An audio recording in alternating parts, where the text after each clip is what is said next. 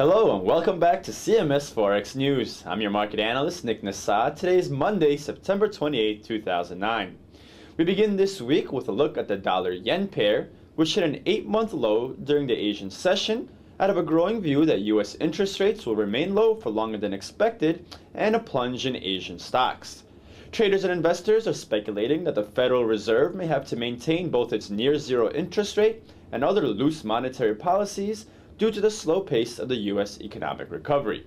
Comments last week from Japan's finance minister also suggested that the Japanese government won't step into the market to curb the yen's rise, at least for now. The pair did find support after its initial 150 pip plunge and managed to reclaim the levels at which it opened as European and U.S. stocks did post positive results.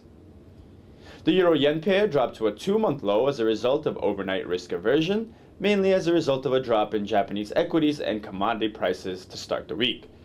That fall capped a more than 500 pip decline in the pair from mid last week when the pair was trading around 135.50. As with the dollar-yen pair, the euro managed to recover part of its losses, though it was unable to move back to its open. The pound-yen, meanwhile, opened the week with a more than 300 pip plunge, finding support below the 140 level.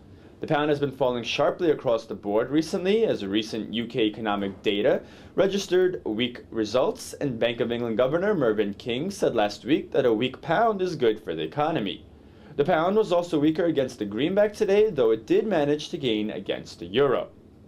Turning our attention to our other currency pairs, we see that the euro-dollar was weaker to open, rebounded somewhat, but then fell back down again in late New York trading. Though stocks were down in Japan, Europe and the US saw their equity markets rally, which helped boost risk appetite. It didn't show too much in the price action in this pair, however, which is conforming to a short-term downward channel. Support was established today at 1.4564, so we'll see if the pair wants to retrace more of the rally we saw in this pair during most of September. The Aussie-US dollar pair, a pair sensitive to risk sentiments, saw a turnaround in today's session. First, the pair fell in Asian trading on risk aversion until it found support at the 0.8585 level, the low we had from 2 Fridays ago. Following the initial decline, the Aussie managed to pare its losses, and with US stocks up, it rose to 0.8750, moving the pair back into its sideways trading range. The US dollar-Canadian dollar pair hit a 3-week high overnight near the 1.0990 level, but with North American stocks advancing, the pair's fortunes turned around, with the loonie gaining on the greenback for the first time in 4 sessions. From its high, the pair slid about 145 pips to test the level near 1.0830. The pair found support there as this level turned from resistance to support last week and is an important trend line.